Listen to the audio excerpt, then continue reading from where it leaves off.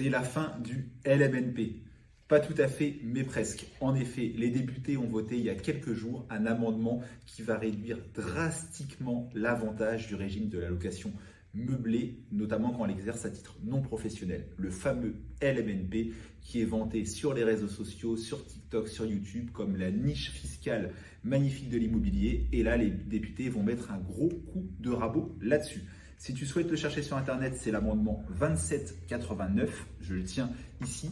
Et pour moi, je ne le vois pas forcément d'un mauvais œil. Je vais te lire quelques phrases mises en avant par le groupe des députés qui portaient cet amendement. Tu vas voir que le raisonnement, il n'est pas déconnant, pour être poli, et qu'effectivement, le but est de ramener dans le giron de la location traditionnelle, la location nue, trop de logements qui sont partis sur la location saisonnière et la location meublée.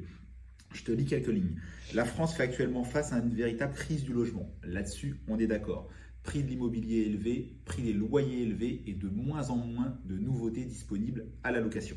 Ce phénomène aux facteurs multiples est amplifié par le régime fiscal particulièrement avantageux de la location de meublés qui font désormais l'objet de stratégies de mise en location quasiment professionnelles sur les plateformes. C'est vrai, de par les formations qui sont vendues ou diffusées gratuitement sur le net, on a fait une armée de serial investisseurs qui font du LMNP et ça enlève des logements classiques. Ces stratégies conduisent à l'éviction des résidents permanents des zones tendues, c'est vrai, et pas que d'ailleurs sur les zones tendues.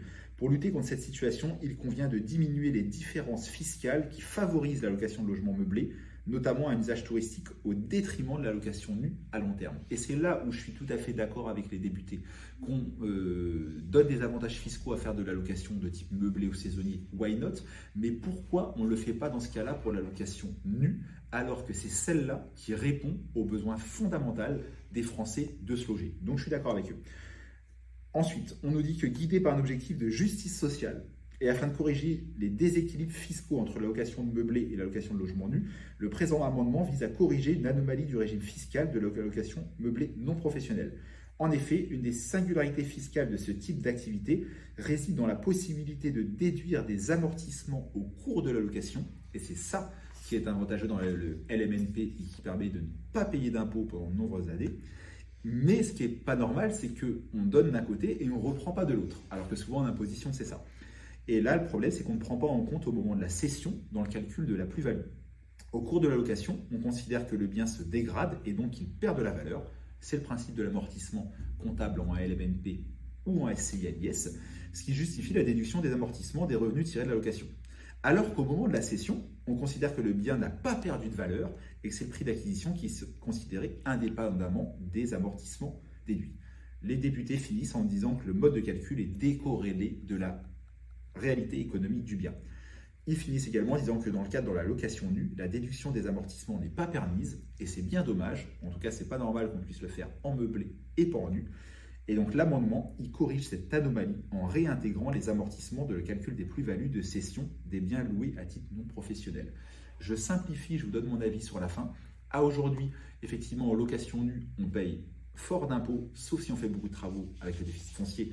Mais par contre, on a une revente à la plus-value qui est traitée de façon classique.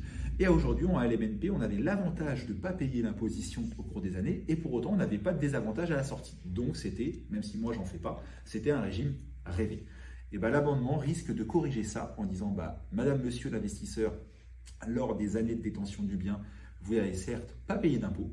Ok, on reste sur le principe de l'amortissement, mais le jour où vous revendez le bien, notamment si c'est avant 30 ans, parce qu'au bout de 30 ans, on restera exonéré d'imposition, et vous allez rembourser ce que vous n'avez pas payé parce que vous serez plus taxé sur l'imposition des plus-values immobilières, qui est quand même à 36,2% pour rappel, que quelqu'un qui fait de la location nue. Je suis certain que cette vidéo va faire réagir en commentaire. Donne-moi ton avis. N'oublie pas de t'abonner sur le compte Les Conseils en niveau de Patoche et je te dis à bientôt. Ciao, bye!